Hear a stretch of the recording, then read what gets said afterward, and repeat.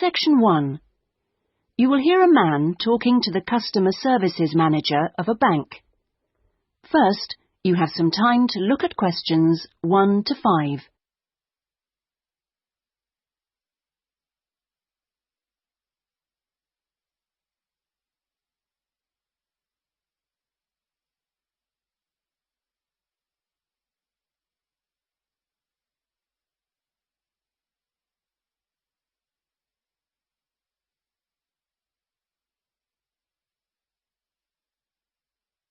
You will see that there is an example that has been done for you. On this occasion only, the conversation relating to this will be played first. Good morning. I'd like to open a bank account, please. Certainly. If you'd like to take a seat, I'll just get some details from you. It won't take long. Thanks. Is it a current account or a deposit account you wanted? A current account? The man wishes to apply for a current account, so current has been written in the space. Now we shall begin. You should answer the questions as you listen, because you will not hear the recording a second time. Listen carefully and answer questions 1 to 5. Good morning. I'd like to open a bank account, please. Certainly. If you'd like to take a seat, I'll just get some details from you. It won't take long. Thanks. Is it a current account or a deposit account you wanted? A current account? Right. I've got the application form here then. We have different types. I see you've got our leaflet there. I've decided on the one called Select. Right, that's fine. So, first of all, can I have your full name, please? Yes, it's Peter Hennis. That's P-I-E-T-E-R. Is it H-E-N-N-E-S? Only one N, actually. It's a less common spelling of the name. Oh, right. Okay. And what's your date of birth, please? The 27th of the 1st, 1973. Right. And will this be a joint account? No, just myself. Okay, fine. And where are you living, Mr. Hennies? 15 Riverside. Is that all one word? Yes. Exeter? Yes. How long have you been at your present address? Is it more than 2 years? Just 2 weeks, actually. I only arrived in the country a month ago. I'm from Holland. Oh, that's fine. But we normally ask for a previous address in that case. Oh, yes. Well, it's Rielsdorf 2. That's R-I-E-L-S-D-O-R-F 2, Utrecht. Holland. Okay, thank you. Do you have a daytime telephone number? Yes, I think the number at my office is 606-295. Just a minute, I'd better check. Oh, no, sorry, 616. I'm not used to it yet. Would you like my home number, too? Yes, please. It's 796431. Are they both local numbers? Yes. Before you hear the rest of the conversation, you have some time to look at questions 6 to 10.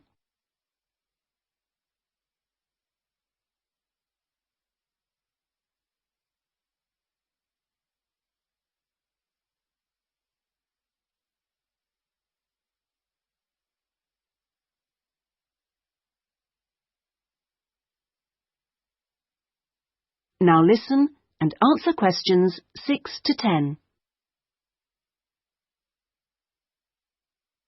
Right, and your occupation? Well, I'm in Britain as a project manager, but that's not my main job. I'm an engineer by profession. I see. I think I'll put that then. It's shorter. Now, we usually ask for a piece of information which we can use to check your identity for security reasons. You know, if you phone us. Like my wife's first name? Mother's might be better. It's less likely to be known. Okay, hers is Siti. Siti? Yes, S-I-T-I. It's Indonesian. Fine. And how much would you like to open your account with? We usually ask for a minimum sum of £50. That's about €75. Well, I'm going to transfer 2,000 euros from my Dutch account just till I get paid. In fact, I wanted to ask you about that. What's the best way to do it? It depends which bank you're with. It's the Fransen Bank in Utrecht. OK, fine. I'll check that in a minute.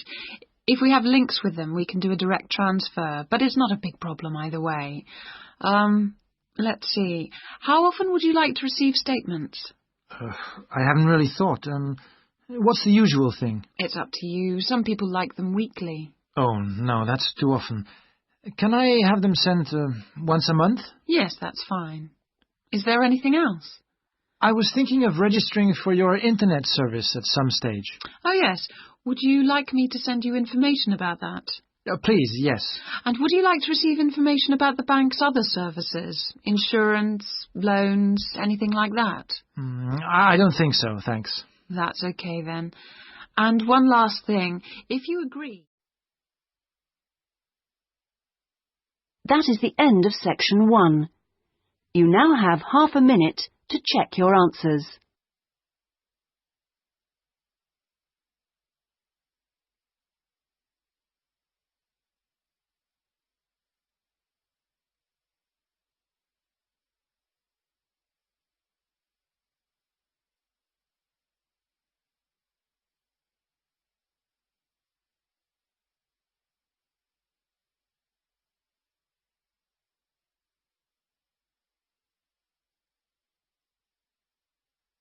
Now turn to section 2. Section 2. You will hear a guide giving visitors to a country house information about the house and gardens. First, you have some time to look at questions 11 to 13.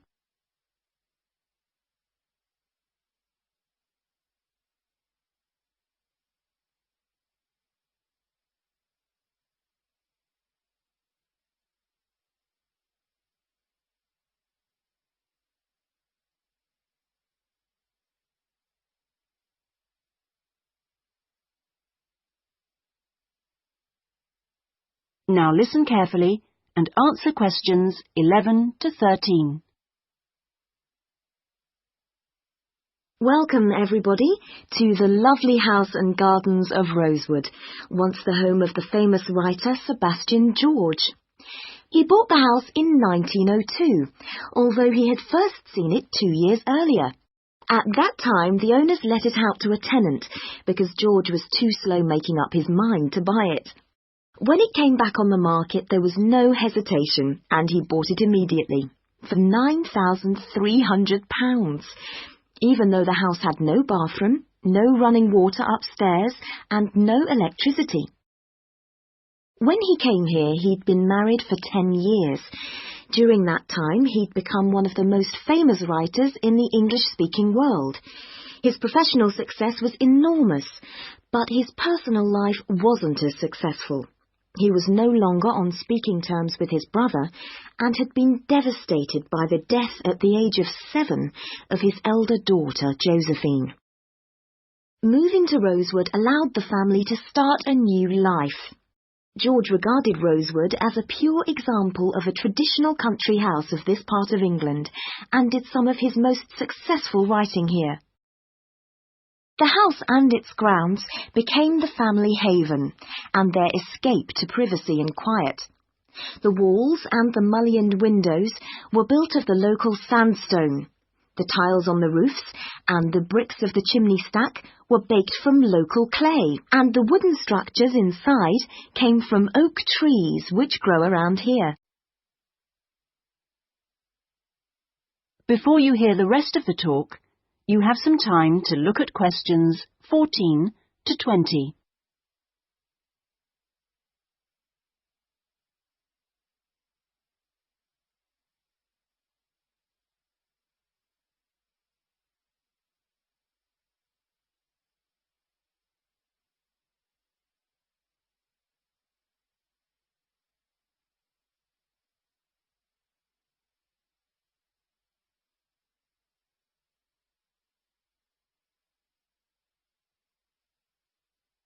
Now listen and answer questions 14 to 20. Now, please look at the map I've given you of the house and gardens. We're here at the information centre. Follow the path marked with the arrow, and the first area you come to is the orchard on your left. As you go further down the path, there's the kitchen garden on the right. And as you go round the first sharp corner, you will find to your left an area where different types of pear tree have been planted, as well as some lovely flowers. And this is known as Pear Alley, designed by George himself. Next to this is the greenhouse, where some exotic plants and fruits are grown. Follow the path round the second corner, and on your right you will see the entrance to the mulberry garden, with its 500-year-old tree. Past the mulberry garden, follow the path until you reach the front of the house. I suggest you spend a good hour wandering around this lovely building. A guide takes visitor groups round every 2 hours. If you would like to purchase any of George's books or other souvenirs, then leave the house by the side entrance, where you will find our shop, which is situated between the house and the garage, which contains the magnificent old Rolls-Royce car, which used to belong to George. I expect by this time you may also be in need of a rest and some refreshment. Most visitors are, so why don't you visit the tea room on the far side of the garage? If you have time, there is a lovely walk down towards the River Dudwell. For me, this is the best part of the estate. This isn't on the map, but it is all clearly signposted. You cross the field, which spreads along the banks of the river. In spring, this area is well worth a visit. Spend a minute or two watching the water pass by underneath as you cross the footbridge, and then continue along the river walk through the woodland. On a hot summer's day, the trees along this path provide welcome shade. Eventually, you come to the watermill, which used to provide the electricity for the house. Only about 4 hours every evening in George's time. And finally, for those of you who would like to see stunning views of the surrounding countryside and who are a little bit more energetic, when you return from the mill, take the first turning on your left and climb up to the viewpoint. You won't regret it. Enjoy your visit. That is the end of section 2. You now have half a minute to check your answers.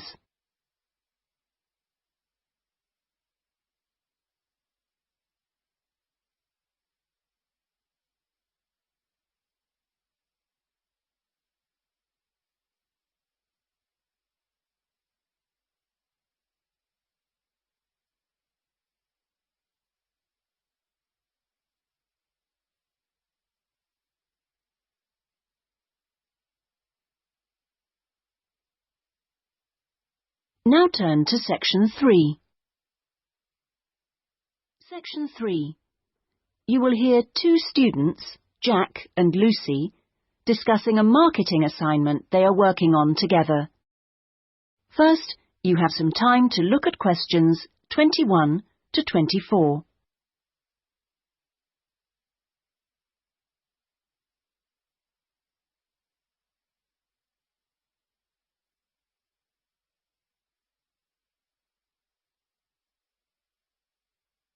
Now listen carefully and answer questions 21 to 24. Lucy, we really need to get working on this marketing assignment. We've only got 5 weeks left to the end of term to design it, carry it out, and then write up the results. Sure. Well, let's get started right now. Let's go over the instructions. What exactly do we have to do? Well, it says here we have to look at one area of the entertainment industry. There's a list of the different types. What are they? Music, cinema, theatre, sport, and eating out. Is that all? Looks like it. So we choose one branch of the industry and then we look at how 2 different groups of people use it. Is that right? Yes. And do we have to use any particular method to get our data? Can we mail out a questionnaire or do face-to-face interviews or maybe even observations? Well, actually, it looks like we don't have a choice. We have to do telephone interviews. OK. So at least we don't have to waste time deciding between the different methods. Yeah, that's right. Oh, and the other requirement is the number of interviewees. Not too many, I hope. 10? 20? Well, we have to do 2 groups, remember, and it looks like we have to interview 15 for each group. That's 30 altogether then. It's going to take ages. Yes, but remember we're working on this together, so we'll only have to do 15 each. OK, so those are all the requirements? Yes, looks like it. So, first, which area are we going to choose? My preference would be cinema, since that's where I spend most of my money. I don't think that's such a good idea. I don't think there are huge differences in the market there. I mean, you get young and old, male and female, rich and poor, all going to the same movies. Yeah, maybe you're right. Let's make it music then. Right. So, what 2 groups will we compare and contrast? Male and female? No. Most of my female friends like the same music as me. Different age groups will be much more likely to show up differences, I think. Before you hear the rest of the discussion, you have some time to look at questions 25 to 30.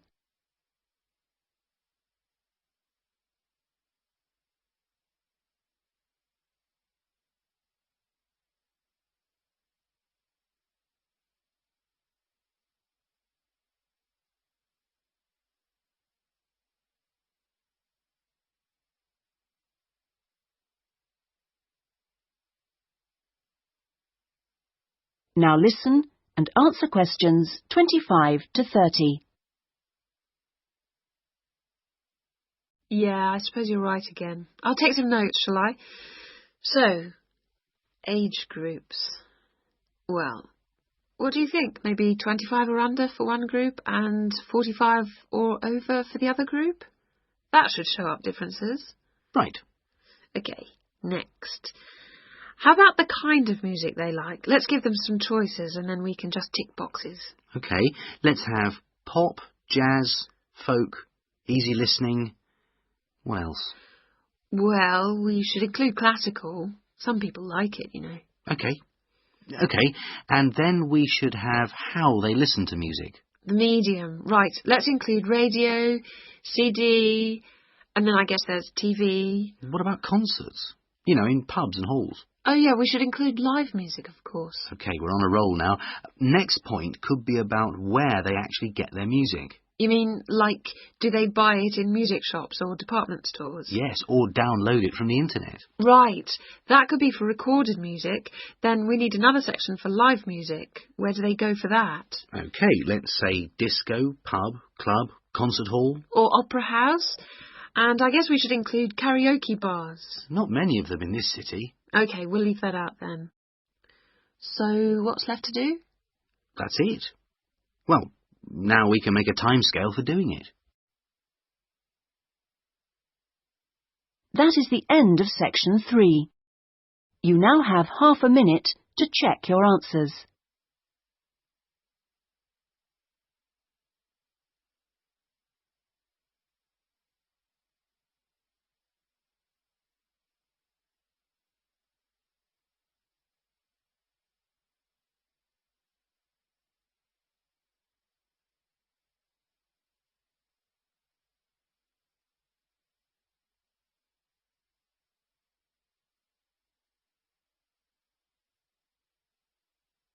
Now turn to section 4.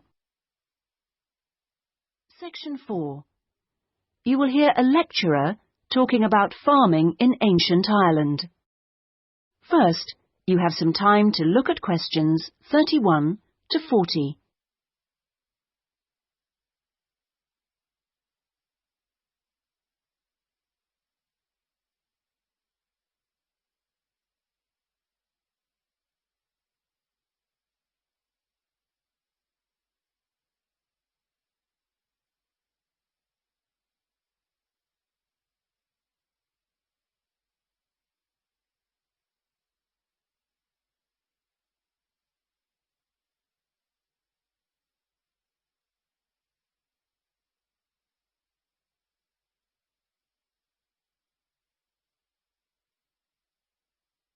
Now listen carefully and answer questions 31 to 40.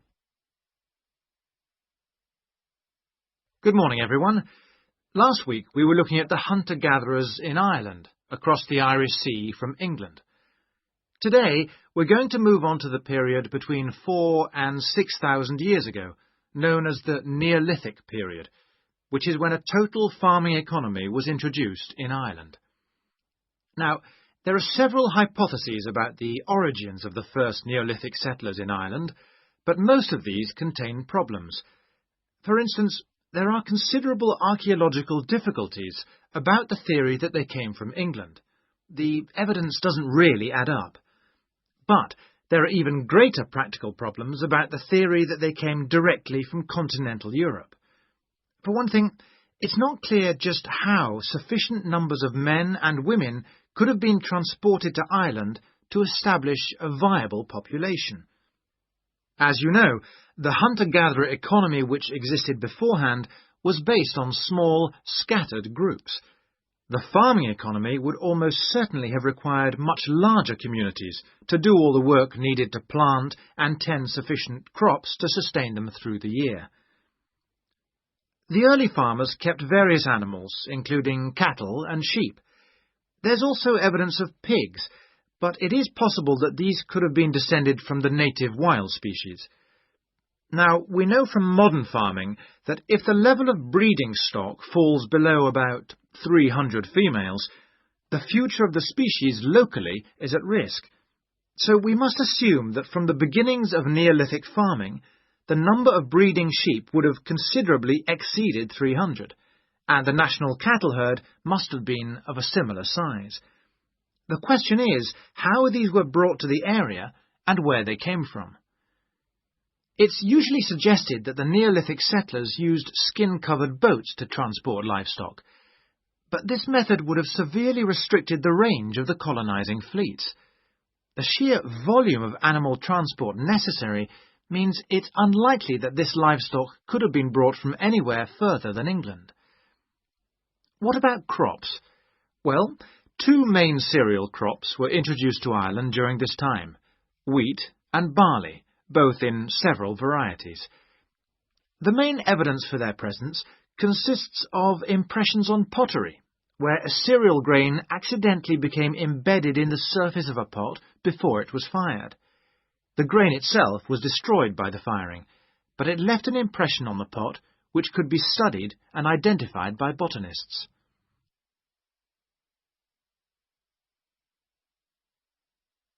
Let's turn our attention now to the farming technology available at that time. Before the cereal crops could be planted, it would have been necessary to clear the forest and to break the ground by ploughing. The stone blade of a plough has been discovered during excavation in County Mayo in Western Ireland. The body of the plough would have been of wood and could have been drawn by people, but it's also likely that cattle were used. Now, the cultivation of crops and the husbandry of livestock brought about changes in people's lifestyle, such as the type of shelters they made. For one thing, instead of moving from place to place, they needed permanent dwellings.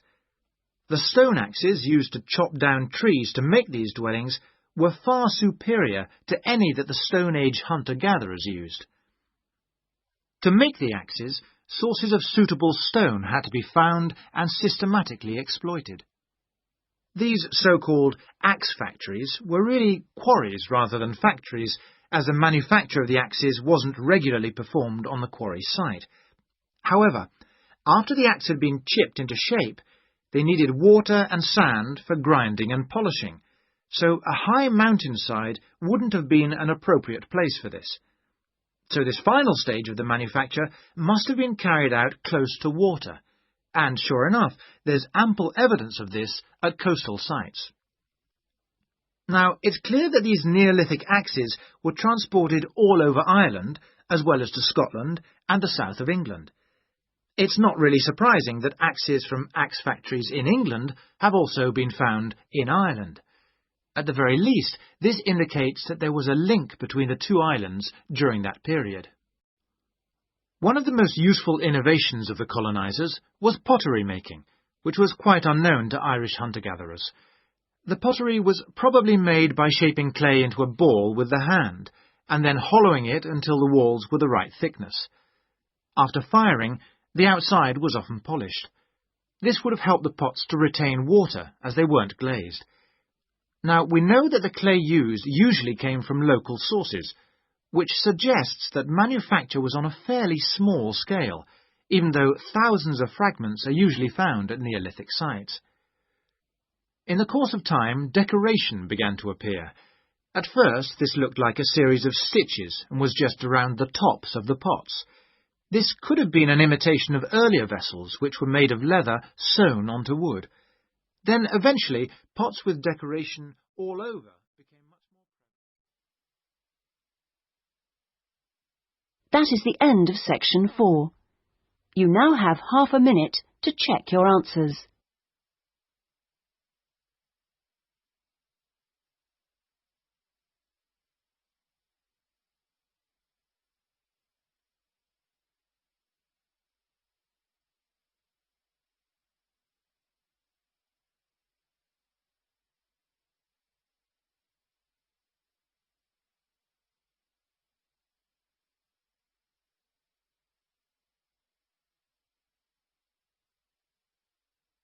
That is the end of the listening test. In the IELTS test, you would now have 10 minutes to transfer your answers to the listening answer sheet.